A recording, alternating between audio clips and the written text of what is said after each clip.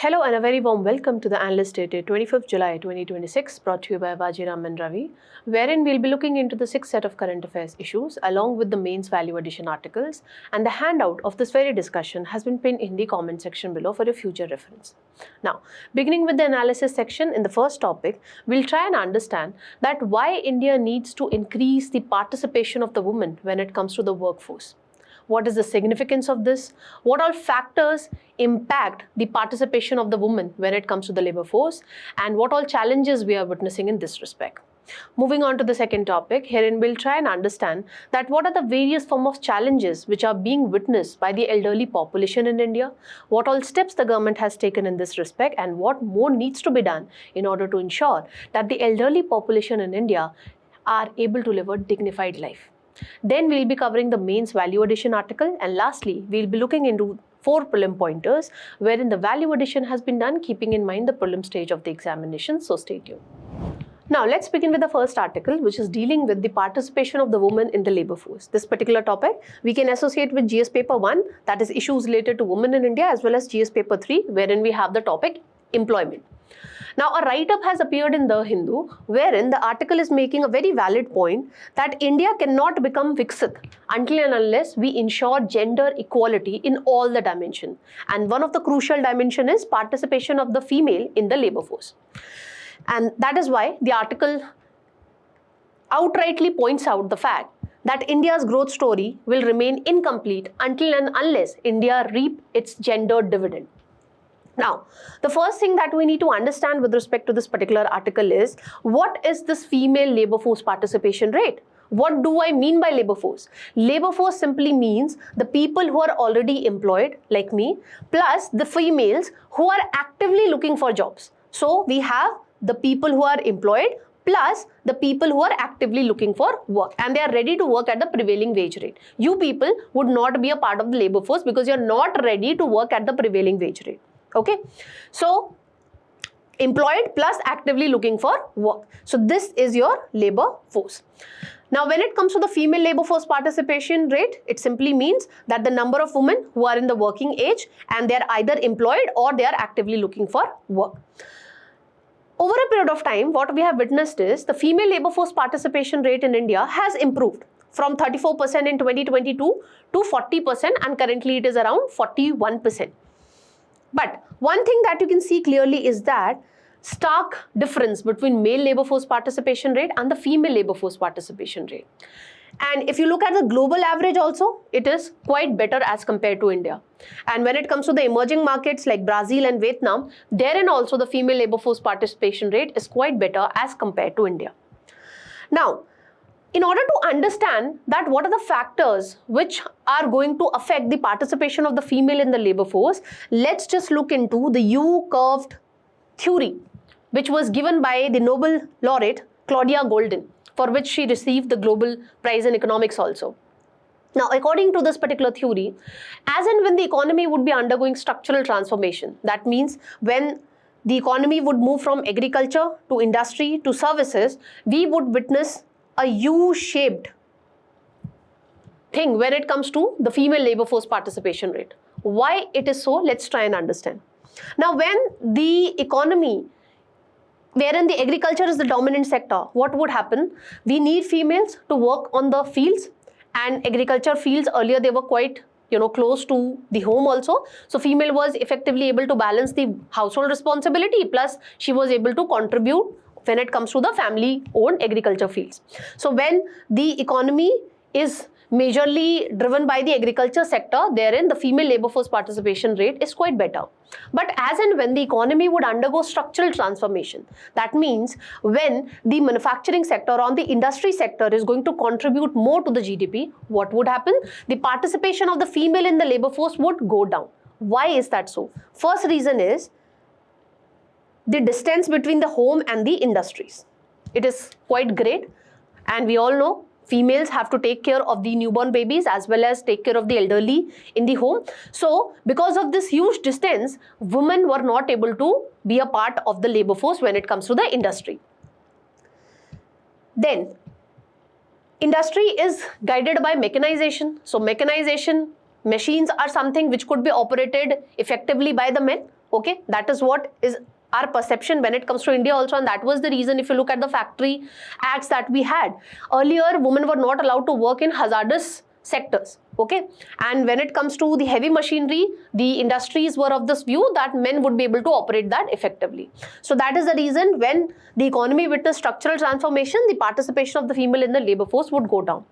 And as and when, over a period of time, when the services sector would start dominating the GDP, or when the services sector would contribute immensely to the GDP, what would happen? Again, we would witness a rise in the female labor force participation rate. Why is that so?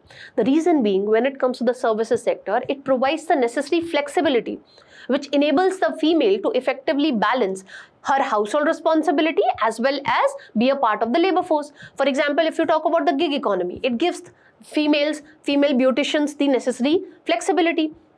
Similarly, work from home is a new reality nowadays. So that again enables the woman to effectively balance both the responsibility, household as well as professional responsibility. Another reason being, over a period of time, as the woman is getting educated, she is becoming more and more vocal about her reproductive autonomy. So as and when the reproductive rights are becoming a new normal, so what is happening now? The families are reproducing less babies, so that is enabling again women to be a part of the labor force. And that is the reason you must have witnessed this, that when it comes to the total fertility rate in India, it has fallen below the replacement level rate. Replacement level rate is 2.1, but currently the total fertility rate in India is around 1.9. So as less number of children are there, that is again enabling the woman to be a part of the labor force. And the similar trend is something that we witness in case of India also. Earlier, till 1990s, agriculture was the dominant sector. So at that time, the labor force participation rate when it comes to female was quite better. As the economy underwent structural transformation, as and when we moved towards the industries, what happened? Mechanization was on a rise, and that led to reduction in the female labor force participation rate.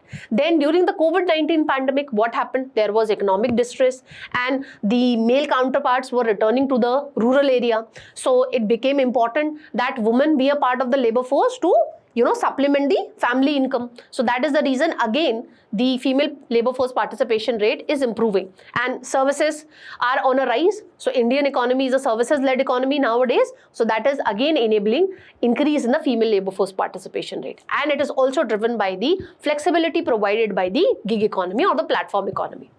Now let's look into the other factors which are going to impact the female labor force participation rate. What are the supply factors? That means, what are the factors which would enable me to take a decision that whether I want to be a part of the labor force or not? First is whether I am highly educated or not. So if I am educated, I would not be ready to take up any menial job. I'll not be ready to work in the agriculture field. I'll not be ready to be a part of the informal sector. I look for better job opportunities, and that is what is happening when it comes to India. We have been able to improve the education level, especially when it comes to the higher education level, when it comes to the female graduates. But the problem is that we are witnessing higher unemployment rate when it comes to highly educated females. Why? Because quality jobs are not being created. A lot of jobs are being created by the platform or the gig economy, but are they quality jobs? The answer is no. And that is the reason when it comes to the highly educated females, they are not able to get employed because they want high quality jobs. Okay. When it comes to the STEM fields also, what is happening? We have around 43% of the graduates when it comes to females I'm talking about. But when you talk about their participation in the STEM fields, it is majorly 18%. Why? Because of the skill gap also. Then time poverty. How much time I need to devote when it comes to doing the household works, when it comes to taking care of the newborn babies, when it comes to taking care of the elderly population. According to time use survey, which is carried out by NSO, it clearly points out that women end up spending more time when it comes to doing the household works. So if I have to devote more time when it comes to doing the household work or unpaid care burden work, I would not be able to make myself available to be a part of the labor force. Then socio-economic factors. Now, which factor is going to dominate, whether it is patriarchal mindset or it is family income? It depends.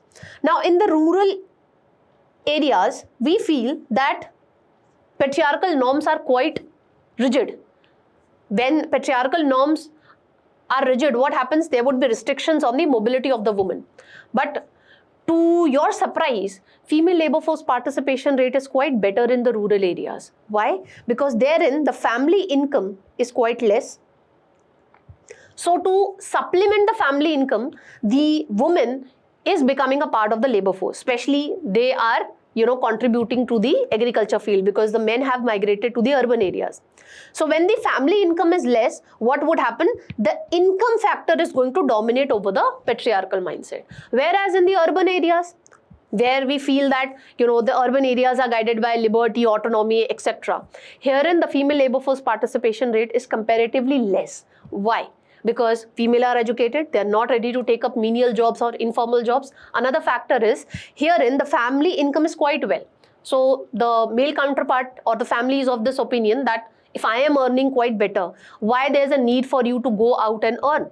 So in the urban areas, to your surprise, patriarchal mindset dominates over the family income. Okay, so that is the reason in the urban areas you see that female labor force participation rate is comparatively less as compared to the rural one. Then, what are the demand side factors? That means, what are the factors which would incentivize the factories or the companies to hire more and more females? First is the labor laws. So earlier, as I told you, when it comes to the Factory Act, there were restrictions when it comes to the night shift, and the females were not allowed to work in hazardous sectors. But now we have changed this thing. Now a lot of states are allowing women to work in the night shift, but with their due consent. Okay.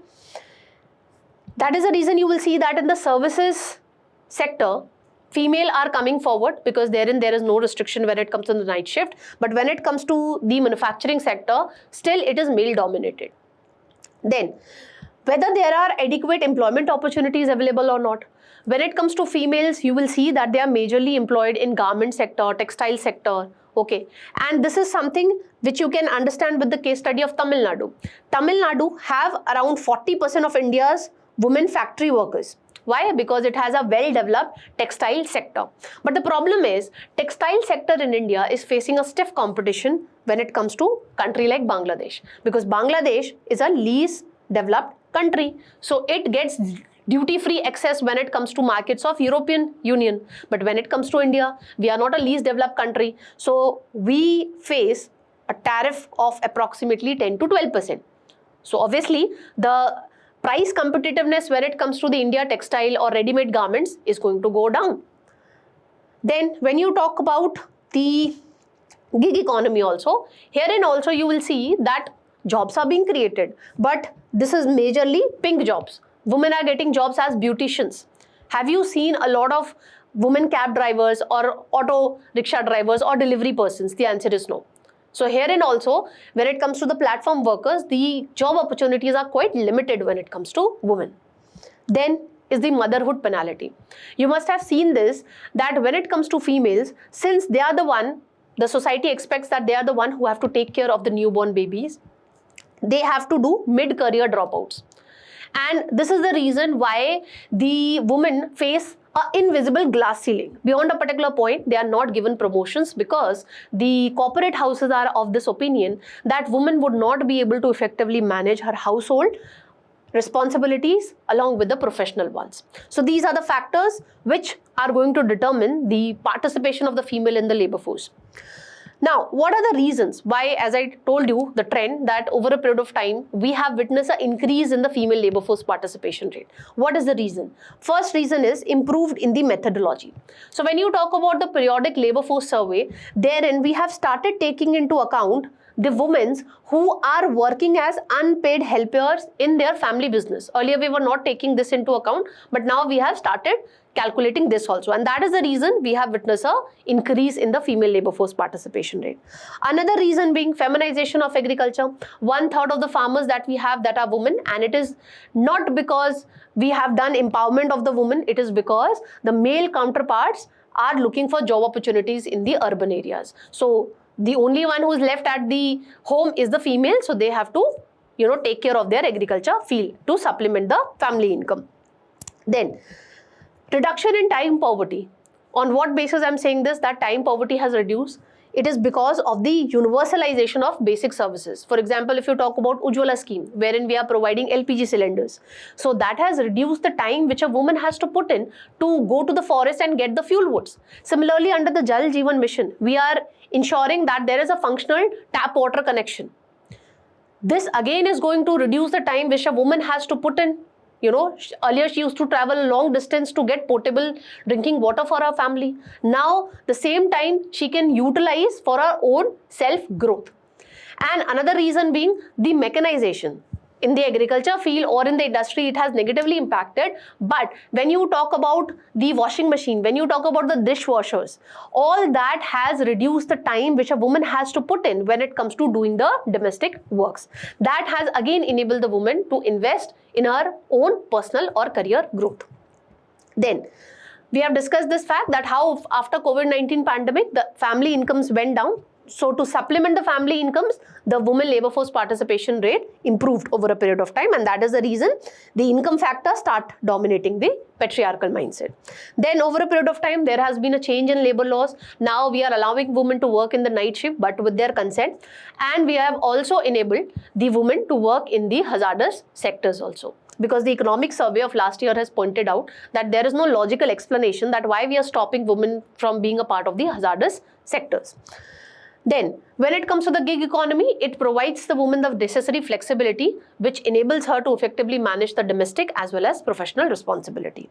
Then, proactive government policies like the Anganwadi centers we have created, maternity benefits we are providing, paid maternity leave is being provided. Then, we are ensuring their protection at the workplace also. So, all these policies have enabled the woman to feel safe and secure, and that is why their participation in the labor force is increasing. But what is problematic is that the participation of the female in the labor force is increasing majorly in the agriculture sector. But herein also you will see that it's not like the women are becoming the owners of the land property. No, the land title is still in the name of the male counterparts, and that is the reason it becomes difficult for them to get the credits also. Then when you talk about female labor force participation rate, it is majorly increasing in informal sectors or labor intensive sectors like textile and all, wherein the income is comparatively less.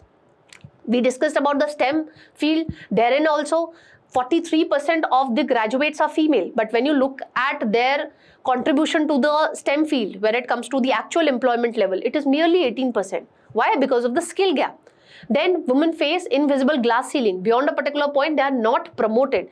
You talk about IITs, the professors, you talk about the corporate fields, therein also you will see very few women CEOs because of the mindset, because of the motherhood penalty which a woman has to suffer from. And then another problem is pinkification of jobs. You will see that the female labor force participation rate has improved in the care roles only. For example, in nursing, for example, in teaching, which goes in alignment with the societal perspective. We feel that women are well in doing the care works. Whereas when it comes to the instrumental role, that is earning money, that should be done by the male counterparts. And that is how the gender-based socialization actually works from the childhood itself. And that is the reason we'll see pinkification of job. You will see very less women officers when it comes to the army especially. Why? Because of the patriarchal mindset that women are not fit for combat roles. Now, why there's a need to improve the female labor force participation rate? First and foremost, if you want to become a Viksit Bharat, you need to ensure gender equality in all the dimensions. And it would also have economic benefit, because as highlighted by the World Bank in its study, that if you want to grow at a sustained rate of 8 to 9% every year, you need to reap the gender dividend. Then for reaping the gender dividend, currently when it comes to the female, they are approximately 49 to 50% of the population, but their contribution to the GDP or to the output is merely 18%. We need to improve this scenario. Then for expanding the productive capacity, if you ensure that more and more female become a part of the labor force, then you will be having an increase in the overall labor supply. And as highlighted by the Nobel laureate Claudia Goldin, that when we have more diverse workplaces, that means that when you have more females in the leadership roles or more females at the workplace, we see that that particular company is comparatively more efficient, creative and competitive. And this is based on the cross-country study done by this Nobel laureate. Then, if you want to give boost to the GDP, again, we need to ensure that more and more female become a part of the labor force. Why? Remember the fact that when it comes to India's GDP, it is a consumption-led. India's GDP is consumption-led. 60% of the GDP is coming from private final consumption expenditure. So when you have more females in the labor force, what would happen? The family income would increase. Family income would increase, so consumption would increase. So as aggregate demand would increase, the GDP would also increase. And over a period of time, the savings would also increase. And with increase in savings, what would happen? The money multiplier would come into effect, and this would also help us in increasing the investment also, giving effect to virtuous economic cycle.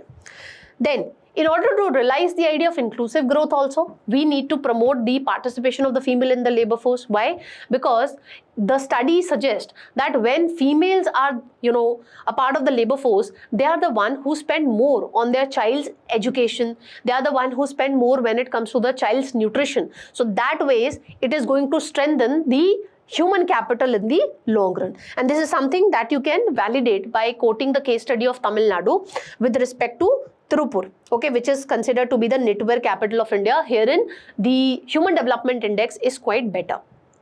Then, it would also enable us to effectively meet the Sustainable Development Goals, that is SDG 5, which talks about gender equality, SDG 8, which talks about creating decent work opportunities for everyone, and SDG 10, which talks about reducing inequalities. Lastly, what needs to be done? How we ensure that more and more females become a part of the labor force. So herein you have to talk about the ILO's 5R approach, which talks about recognizing the unpaid care work which is being done by the females. For that, we need to carry out a time use survey on a regular basis. Then, we need to reduce the unpaid care work being done by the female. How do you do that? By universalization of the basic services, so that women have more time available for their own personal growth. Then, we need to redistribute this burden of unpaid care work. How? The private sector, NGO, government, all need to come forward, and we need to put in place the crèche facility. We need to put in place elderly care homes, so that the burden on the females goes down. Then we need to reward the women. So the government needs to provide the direct benefit transfer to the woman.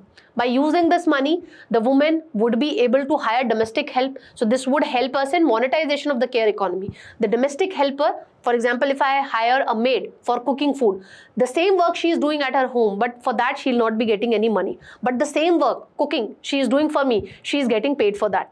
And when the government would be giving me direct benefit transfer, I'll be able to hire domestic help, and that would again enable me to be a part of the labor force, because by using that money, I can hire nannies also.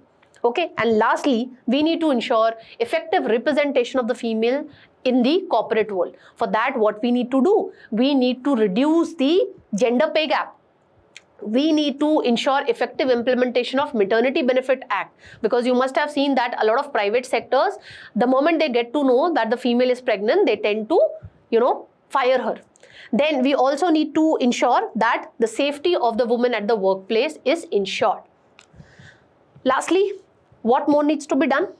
We need to ensure that more and more females are becoming CEOs. That means we are able to break the glass ceiling. For that, we can be guided by the global best practices. For example, what the Norway is doing, what Italy is doing. Therein they have made this particular quota mandatory for all the companies, that 40% of their board of directors should consist of women. This is something what Norway has mandated, and when it comes to Italy, it has stated that 30% of the board of directors should be women.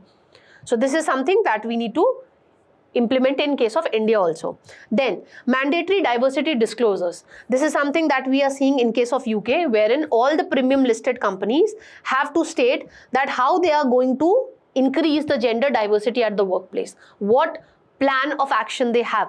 So this is something that we should also implement at the corporate level when it comes to India, to put in place a diverse workplace. Then we need to ensure that adequate crèche facility is there, elderly care homes are put in place, so that the woman can effectively be a part of the labor force. In this respect, you can quote the case study of Seva Sangini, which is working in Indian cities like Mumbai and all, and therein it is providing creche facility, which is enabling the woman to be a part of the labor force. Then we also need to make sure that paternal leaves are a new reality. We should break the stereotype that taking care of the child is only the sole responsibility of the mother. No, the father should also take this responsibility. And in this respect, media can also play a great role, okay, by showcasing certain movies in this respect or documentaries in this respect. Then we need to provide mentorship and training. We need to bridge the skill gap, especially when it comes to the STEM field. Why this training and mentorship is needed? Because at the mid-career level, what happens is, you have more female employees at the lower level. You have very few female employees at the CEO level. Why? Because of the leakage problem. At the mid-career opportunities, you have very few female employees. So that is the reason because of this pipeline leakage problem, you have very few female CEOs. So we need to address that. For that, we need to provide adequate training and mentorship to the females. Then we need to provide incentives to the companies so that they put in place a gender diverse workplace. Okay, so the government needs to provide them with some certain tax benefits, because the companies are not going to do charity in India. Okay, so in this respect, the government needs to take the lead. That's all that we need to know when it comes to this particular topic. I have framed a practice question for you people, so do practice this question, and with this, let's move on to the next topic. Now, the second topic is dealing with the elderly population in India. This particular topic you can associate with GS paper 2, wherein we have the topic vulnerable sections of the Indian society. Now, what is the context? In the state of Karnataka, we have the Mysore district, wherein a case of 74-year-old woman has come into picture, wherein the children had denied providing health care to that woman who is suffering from age-related ailments. So in this respect, the Karnataka High Court has directed the Mysore district administration that you make sure that the healthcare facilities are provided to that particular senior citizen, and the entire cost is borne by the government in this respect. And keeping this particular case in mind, the Karnataka High Court has asked the state government also that you examine the fact that the existing law that we have in place, that is Maintenance and Welfare of Parents and Senior Citizens Act of 2007, is this legal framework enough to address all the challenges which are faced by the elderly population in India? Or we need to come up with a comprehensive policy so that we can effectively address the challenges faced by the elderly population in India. That is the context. Now, let's first look into the data point. As highlighted by the Government of India as well as the United Nations, that currently when it comes to India, we have 10% of the total population as elderly. So 10% of the India's total population comprise of the senior citizens. And India currently is the second largest country, or the country which have the second largest elderly population globally. And the UN has made this projection that by 2050, almost 20% of India's population would be elderly, okay, or would be comprising of the senior citizens. Now, in this respect, you need to make note of the old age dependency ratio. This basically refers to the number of persons who are aged 60 plus per 100 persons which are in the working age group. Now, when it comes to this old age dependency ratio, what the MOSPI ministry has pointed out in its 2021 report is that India is witnessing a rise in this dependency ratio. And by 2030, it is going to be equal to around 20%. And when you talk about the variation at the different state level, in this respect, RBI in its report has pointed out that the percentage of the senior citizens when it comes to the southern states like Kerala and Tamil Nadu, it is rising at a faster rate as compared to the northern states, that is Bihar, UP, Jharkhand, wherein the working population is still on a rise. So this is the scenario when it comes to India. Now, why there's a need to take care of the elderly population? To unlock the silver dividend. When it comes to the elderly population, they possess lifetime of institutional knowledge. So we can reap this institutional knowledge, we can reap their cultural wisdom, their professional skills, and we can do this by giving them the role of mentors, by making them leaders. So we can learn from their lifetime experience. And this is how we can turn a challenge into an opportunity. Then, it is important to take care of the elderly population because they serve as a crucial generational link. If you have been a part of the joint family, you must have seen that how the elderly population play a crucial role when it comes to, transferring the values, morals to the new generation via stories, okay? Through Jartaka stories and all, they play a crucial role when it comes to transferring the moral-based education to the new generation in a funny manner also. Then, this is needed so that we can ensure that more and more female become a part of the labor force. Because if the state is not taking care of the elderly population, if we are not putting in place elderly care homes, then what would happen? Ultimately, the burden would be falling on the women. They would not be a part of the labor force. So this is again one of the reasons why we need to focus upon, or we need to take care of the elderly. Then it is a moral responsibility as well as it is the constitutional mandate. In the DPSP's Article 21 clearly points out that it is the responsibility of the state to secure right to work, education and to provide public assistance in case of old age, sickness and disablement. So if we are taking care of the elderly, we are actually trying to attain this constitutional mandate. And lastly, to ensure social harmony also, we need the elderly population. I don't know how many of you have watched the Tarak Mehta Ka Ulta Chashma. Any one of you who have watched that, you must have seen that what role Bapuji play in that particular TV serial. Okay, he always work as a pacifier. He always try to, address the hate which is there among the members of that Gokul Dham society. So the same role elders can do in the society, because they have their own social experience, and if any society is witnessing intolerance or if there is a rise in the hate crimes, we can use, or we can, leverage the social experience of the elderlies in this respect, and we can fuse this tension which is there in the society.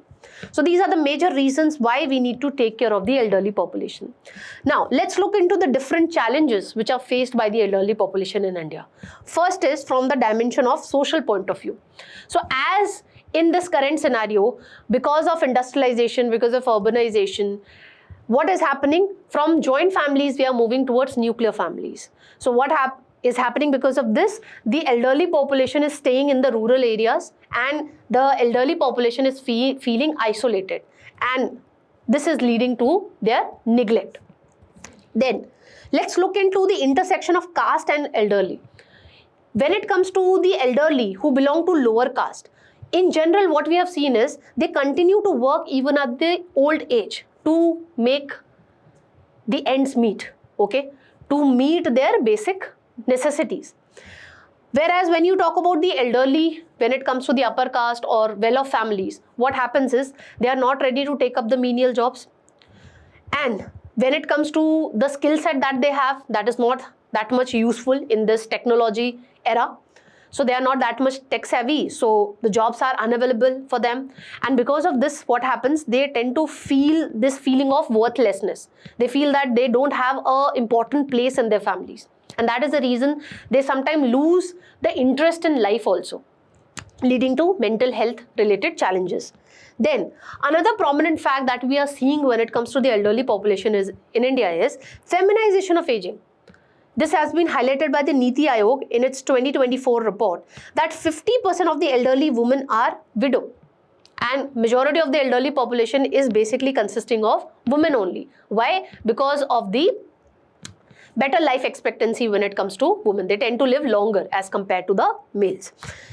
And when you have more widows, what happens? Economic dependency is a problem. And when it comes to widows, they are also subjected to strict societal codes that you have to wear white dresses. Okay, you cannot do that, you cannot do this, you cannot go to auspicious functions and all. So this makes their life more and more difficult. Then they also face economic as well as financial challenges. As Niti Aayog has highlighted in its 2024 report that 78% of the elderlies do not have any pension cover. Then they also face issues in getting re-employment because they are not suitable to work for long hours. And in this current scenario, you must have come across this thing that nowadays the corporate houses are talking about 12-hour work culture. So they are not ready to work for longer hours. Secondly, the skill set that they have is becoming redundant in this tech savvy world. So that is the reason it has become difficult for them to get the employment opportunity or to get re-employed. Then they also face a lot of health challenges. So when it comes to the elderly population, a lot of elderlies are subjected to chronic diseases, and this is something which has been highlighted by the Lassi report of 2021, that is longitudinal aging study of India. In this report, it has been clearly outlined that how 75% of the elderly population are suffering from one or the other chronic diseases, respiratory diseases, heart related diseases, etc. Then there is crippling out of pocket expenditure. Now with aging, what happens? You become susceptible to age-related health ailments, but at the same time, the medical inflation is on a rise. And to add to that fact, a lot of the elderly population in India do not have any health insurance coverage. And this is something which was highlighted by the Niti Aayog, that merely 18% of the elderly population has some health insurance coverage. And that is the reason under the Ayushman Bharat Jan Arogya Yojana, ultimately a health insurance cover was provided to the elderly population who are aged above 70 years. Then a lot of the elderly population has some or the other mental health related ailments, and this is again highlighted by the Lassi report of 2021, that almost 20% of the elderly have some or the other mental health issues. And because of this feeling of worthlessness, they tend to lose the interest in the life also.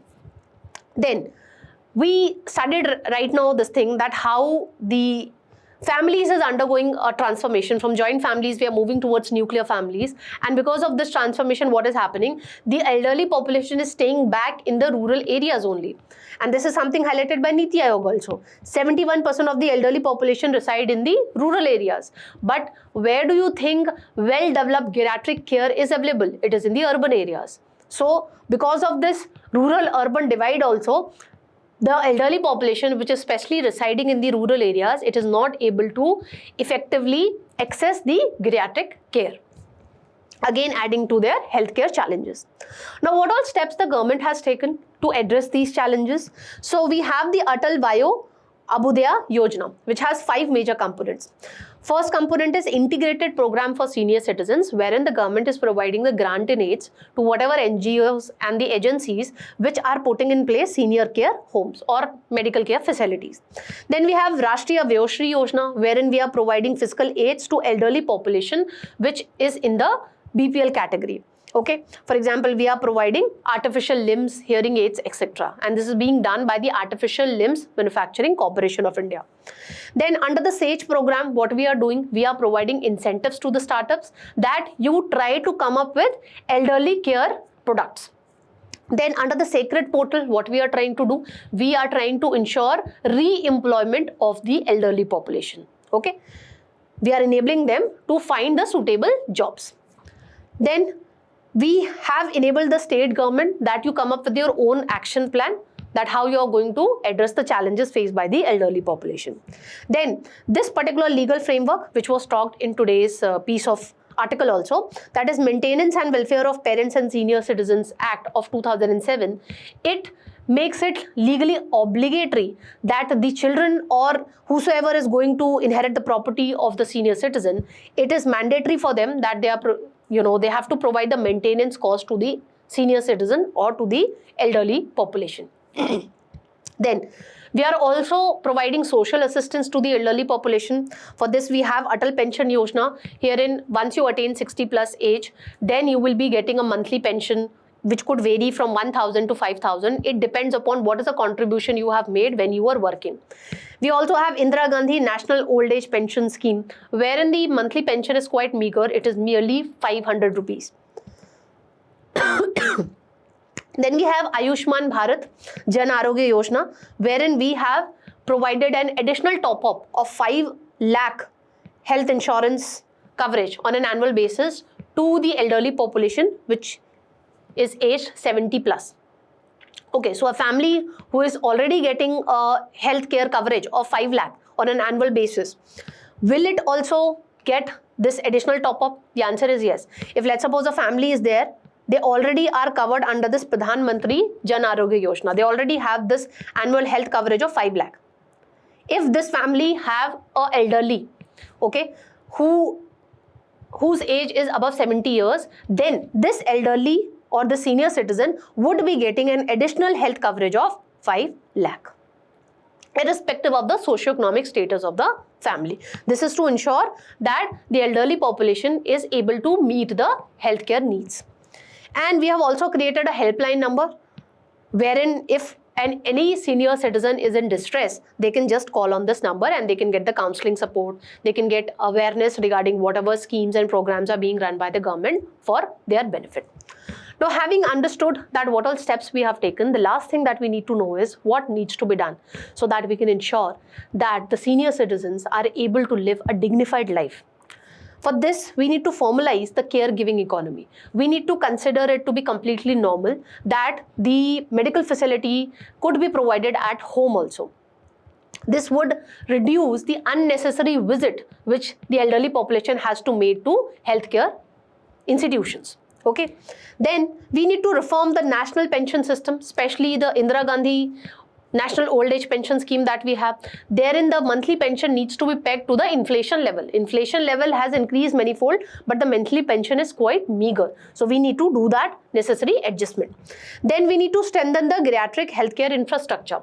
So in this respect, we need to make sure that all the medical institutions that we have, the medical universities that we have in India, we need to make sure that all of them have a dedicated geriatric department. Because currently when you look at the medical institutions or the universities, they don't have a separate geriatric department. So that is the reason the medical professionals are not able to effectively understand the challenges, the healthcare challenges faced by the elderly population. So in order to address that, in order to make sure that we have skilled doctors, the supply is available. For that, we need to make sure that there is a geriatric department in every medical university. Then we can capitalize upon or we can implement the Switzerland Time Bank Initiative. What is this Time Bank Initiative? Currently I am young. If I am providing support or I am taking care of my elderly, okay, senior citizen, then whatever time I am investing in taking care of the elderly, that time would get saved in this time bank. And when I will become old, then I will be using whatever time got saved here in the time bank. So some other person would be taking care of me. So this is something that we can implement in case of India also. Then we need to incentivize the startups that they capitalize upon the silver economy. Now this is the reality that by 2050, 20% of the India's population would be comprising of senior citizens. So let's make this challenge an opportunity. Let's do what the Japan is doing. Japan is coming up with high-end products, okay, and it is reaping the benefits of the silver economy. So it is creating the products which are revolutionizing the elderly care. For example, Paro, which is a therapeutic baby seal, which is dealing with the elderly population which is suffering from dementia or some mental health illness. Okay, so this is something that we need to learn from Japan. Then from Vietnam also, we can learn from them the idea of self-help clubs, wherein the elderly population, they'll be forming a club. So if any elderly member needs some loan, small loan, so then that could be provided just like what we have in case of SHGs. And one more thing that we need to learn from Vietnam model is that therein they are focusing upon treating a elderly or senior citizen who has become ill, but their major focus is on making elderly or the senior citizen there understand what is the idea of a healthy lifestyle, so that their expenditure on the healthcare goes down and they are not becoming susceptible to chronic diseases. Then we need to rationalize the subsidies, especially the southern states, wherein various reports have pointed out that the elderly population is on a rise in the southern states. So the RBI in its report has pointed out that the southern states needs to rationalize their subsidies so that they can afford to pay higher pension and they can effectively invest in the geriatric care. Whereas the youthful states, basically the North Indian states, they need to continue to invest in their human capital because their working age population is still rising. And lastly, in the conclusion, you can point out that India needs to mark a remarkable shift from reactive and welfare-based policies to a proactive and rights-based approach. We need to capitalize upon the silver economy, just like what the Japan has done. With this, we have completed the second topic also. Based on the discussion that we have, I have framed a practice question for you people. So do practice this question. And with this, let's move on to the mains value addition article. Now, this mains value addition article is related to the expenditure which is being done by the center as well as the state government when it comes to the education. Why the education sector is currently in news? Because of the protest which is taking place at the Jantar Mantar in Delhi, wherein the students, the political party, opposition political party, and the activists all are raising the demand that we need to bring reforms when it comes to the education sector in India. Now, in this respect, if you get a question on the education sector in India, this data fact would help you to quote that what is the scenario when it comes to education sector. So therein you can point out that how the share of the union budget when it comes to the expenditure that the union government is doing on education, that has gone down. Earlier it was 4.6% in 2013-14 and currently it is 2.5% in 25-26. And the story is not different when you look at the state level. If you look at the state level, national average of all states and UTs, this blue line, you can see this. In 2013-14, it was 17%, roughly here. But currently, can you see, it has also fallen there. And in this respect, you also need to make note of the example of Kerala and Tamil Nadu, wherein also they are also allocating less, outlay for the education sector as a share or as a percentage of the state's total expenditure. And when it comes to Kerala, earlier it used to allocate a higher share for the education, but after COVID-19, the allocation which the Kerala state is doing when it comes to the education sector, it is on a consistent downfall. So this is something that you can use wherever you're writing an answer on education sector in India. With this, let's move on to the prelim pointer segment. Now, beginning with the prelim pointer segment, the first article is dealing with Mr. Trump and his tariff issues. This particular topic you can associate with the economy section of your prelim syllabus. Let's get into the background. In February, US administration decided that we are going to impose a temporary 10% tariff on all the trading partners for 150 days. Now, this 150-day timeline is coming to an end now. But now Mr. Trump came up with another idea that now we are going to impose permanent tariffs. And what would be the permanent tariff? Whether it would be 10% or 12.5%, it would be dependent upon the investigation that US administration is going to conduct under Section 301 of Trade Act of 1974. This investigation would be done based on two grounds. First ground is whether the US trading partners have taken enough steps to prevent the import of goods which are made using forced labor.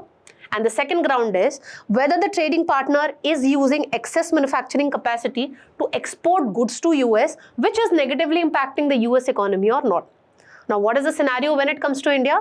When it comes to India, this month only, Indian government has released a notification wherein we have clearly stated that from now onwards, we are not going to import the goods which are made using forced labor.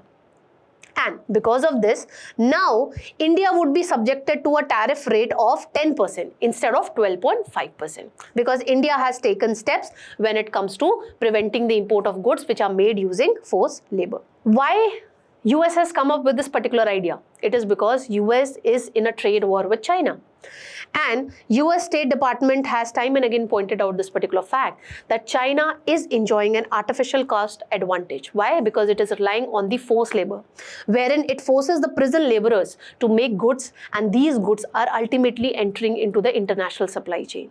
And this is forcing the American workers to compete on an uneven field.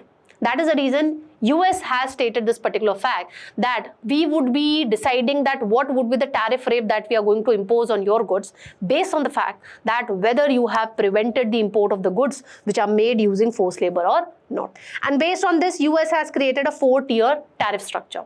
First is the most favorable group, wherein you have only two. You have European Union and the other one is Taiwan. Now, US has stated that in total we will make sure that whatever good is coming from EU or Taiwan, total tariff would be 10% only. Okay. When it comes to the most favored nation, what is it? Is it something I'm giving a favorable treatment to some country? The answer is no. MFN status is something that we read under WTO.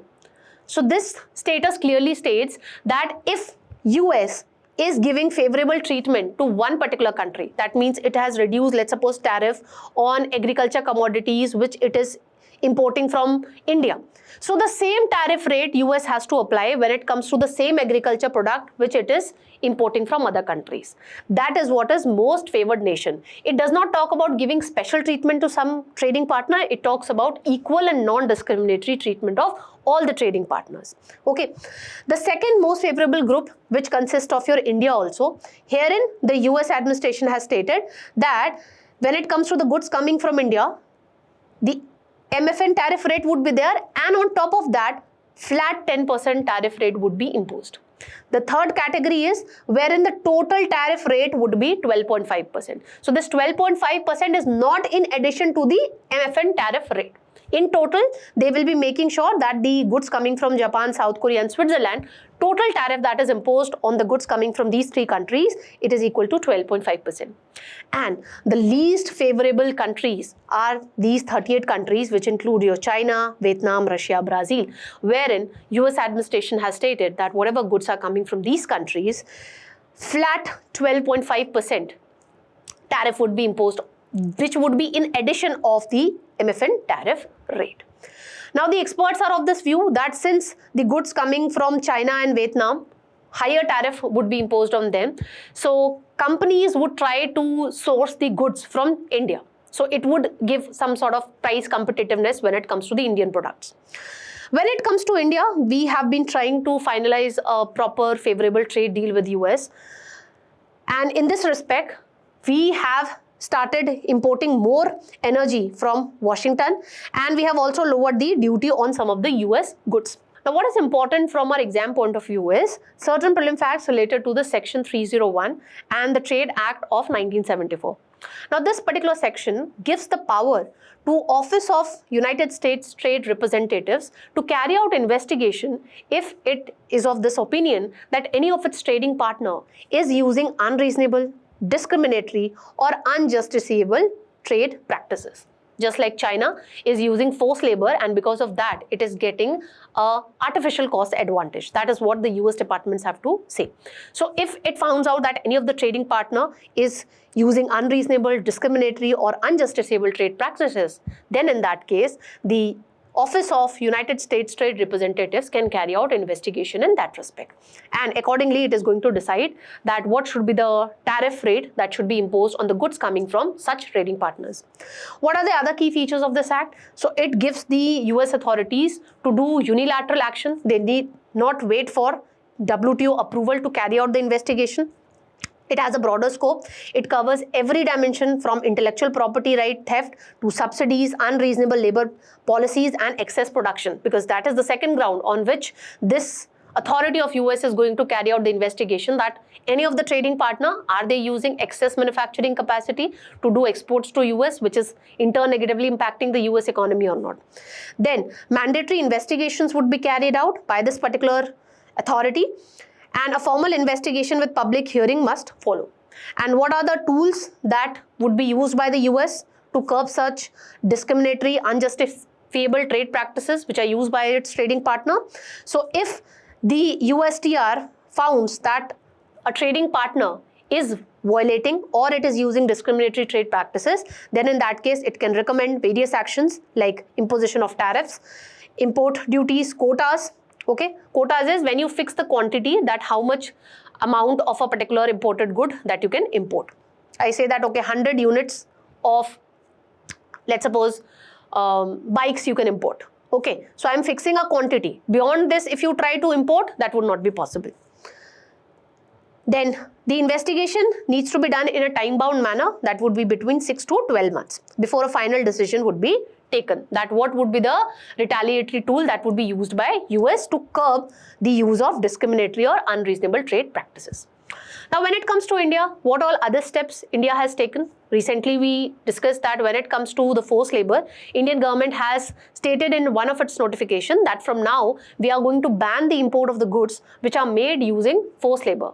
What steps India has taken in its own domestic economy to ensure that we don't follow this practice of forced labor? First of all, what is forced labor? So International Labour Organization defines forced labor as a service or any work which you are making a person do without his informed consent, or for which you are not paying him on a fair basis. When it comes to India, we have Article 23, which is a part of the fundamental rights, wherein it clearly prohibits trafficking in human beings. It clearly prohibits begar or forced labor. Then we have the Pencil Portal of 2017, which is ensuring effective implementation of Child Labour Act and National Child Labour Project Scheme, wherein we are trying to identify the children who are engaged in child labour. We are trying to rescue them, we are trying to effectively rehabilitate them, we are trying to provide them with bridge education also. Okay, so for that we have created this portal which ensures smooth cooperation between the center, state and the district level authorities.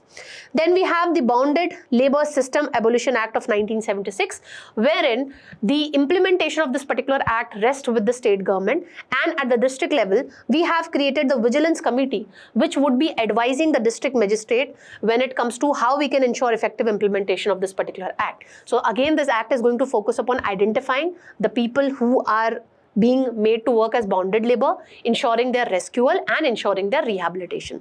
Then we have put in place a central sector scheme. Central sector schemes mean the entire funding is going to come from the central government. State government need not to contribute anything when it comes to implementation of this particular scheme.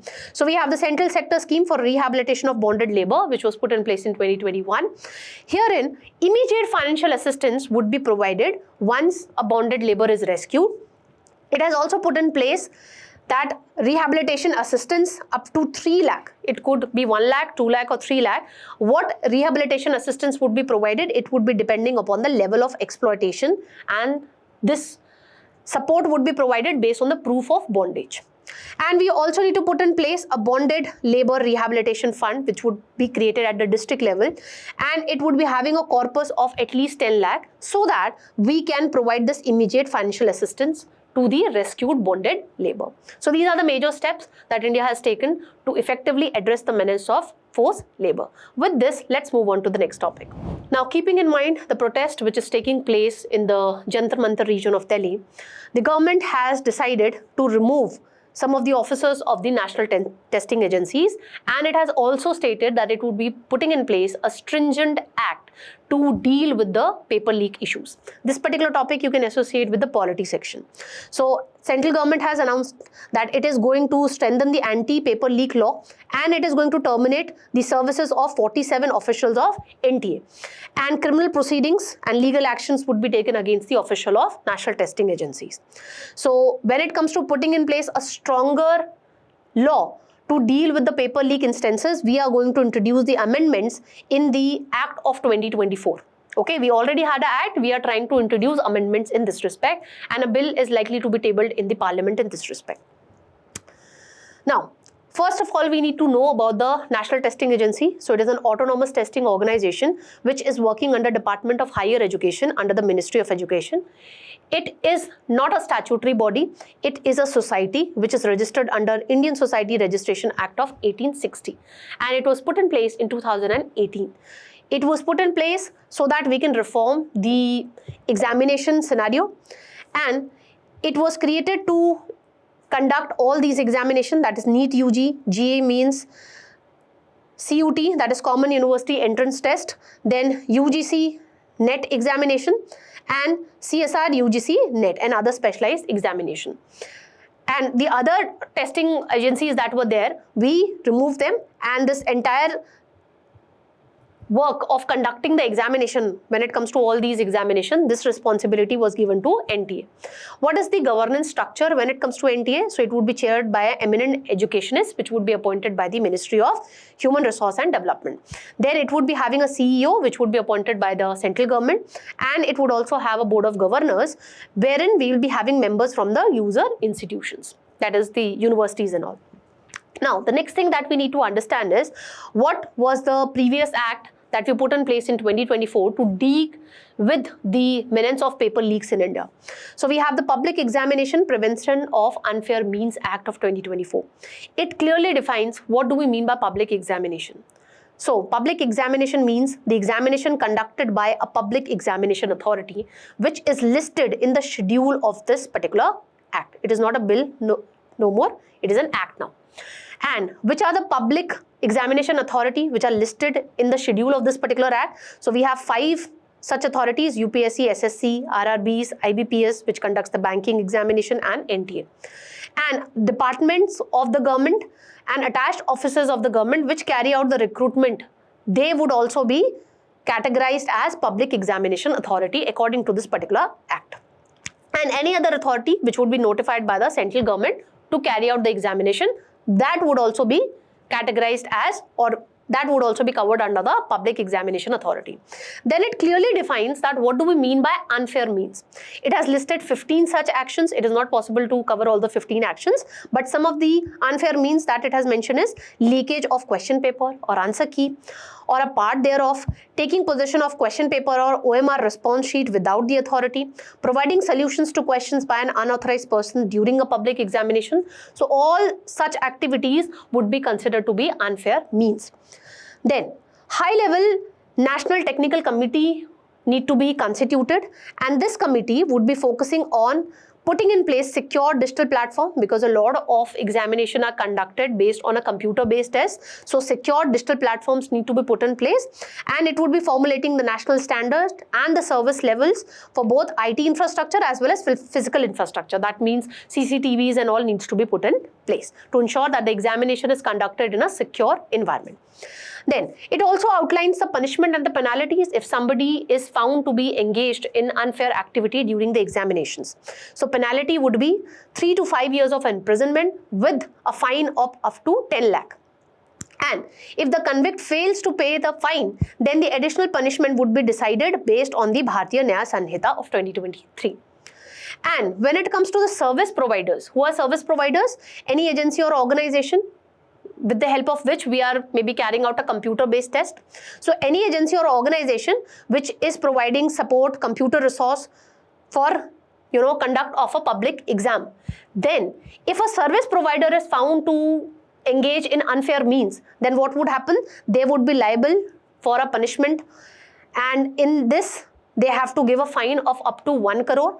And in addition to that, proportionate cost of examination would also be recovered from them. Why? Because of their unfair means, what happened? The government has to carry out the examination again. So that incurs cost. Now, whenever we are carrying out examination, that involves a cost. So that cost would be recovered from these service providers.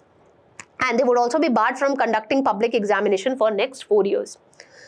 And when it comes to the investigation in this respect, under this particular act, the investigation needs to be carried out by an officer who should not be less than a rank of Deputy Superintendent or Assistant Commissioner of Police. And the Government of India has all the powers that it can transfer the investigation thing under this particular act to a central investigation agency also, for example, CBI, ED, etc.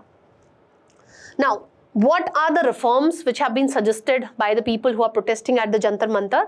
So the government has heard their, responses, that what all reforms they want to incorporate when it comes to this particular act, that is Public Examination Prevention of Unfair Means Act of 2024.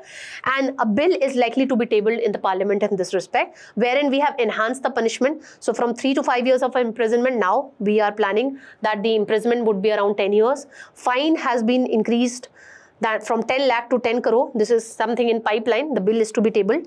Then the government is planning to provide statutory backing to the fast track courts, so that time and again we don't have to pass the executive order that, okay, let's create a fast track court. So we will be giving statutory backing to fast track courts, and investigation would now be conducted in a time bound manner.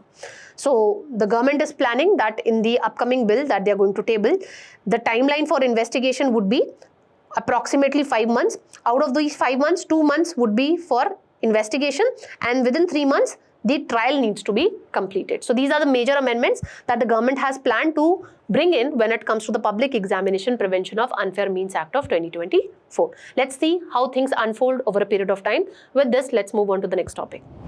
Now, recently, UNESCO has decided that it is going to add West Bank site and Lebanese castle into the World Heritage List. This particular topic you can associate with the art and culture section of your prelim syllabus. And this is despite the objections being raised by Israel. So, the UNESCO World Heritage Committee has decided that it is going to place Sebastia and the 5 castles in the Lebanon's Mount Emerl area into the World Heritage List, and these sites are also to be incorporated into the list of World Heritage in Danger. Why? Because of the ongoing West Asian crisis. And because of this ongoing West Asian crisis, these cultural, sites are in threat. That is why the UNESCO has decided that we are going to put them in the list of World Heritage in Danger as well. Now let's try and understand what does this list of World Heritage Site in Danger actually implies. So when it comes to this particular list, it is compiled by UNESCO through its World Heritage Committee. And this list is established under Article 11.4 of the World Heritage Convention. It was created in 1972 with the intent that we will try to raise the awareness with respect to the heritage sites which are in danger because of the war or maybe because of the human interference, so that we can get the requisite international support for the conservation of these heritage sites. What are the benefits if a heritage site gets listed on this particular list? It would get immediate assistance from the World Heritage Committee, from the World Heritage Fund. So the financial support would be coming from this World Heritage Fund. This would increase international awareness and the requisite conservation efforts. Cooperation would be there from all the countries. Then conservation response would be there, a targeted response would be there, ensuring the preservation of that cultural or heritage site. What is the procedure? Once the site is included in this particular list, what would happen? The World Heritage Committee would be collaborating with that respective country to develop and adopt a program which would lead to effective restoration of this heritage site. And once the heritage site is restored, or if the UNESCO World Heritage Committee is of this view that despite time and again pointing out this particular fact that this heritage site is in danger, and then also the concerned state or the concerned country do not take requisite action, and ultimately if human interference leads to loss of the unique characteristic of that heritage site, then what would happen? Then the World Heritage Committee would remove that particular site from this particular list of World Heritage Site in Danger. Then, when it comes to this particular article, we also need to make note of certain facts related to UNESCO. So UNESCO is a specialized agency of UN. It has its headquarters in Paris, France. It seeks to build international cooperation in the domain of education, science and culture. And it was founded way back in 1945, and it acts as a successor to the League of Nations International Committee on Intellectual Cooperation. It has 194 member countries and 12 associate members. Only Israel and Liechtenstein are the UN members which are not currently the member of UNESCO.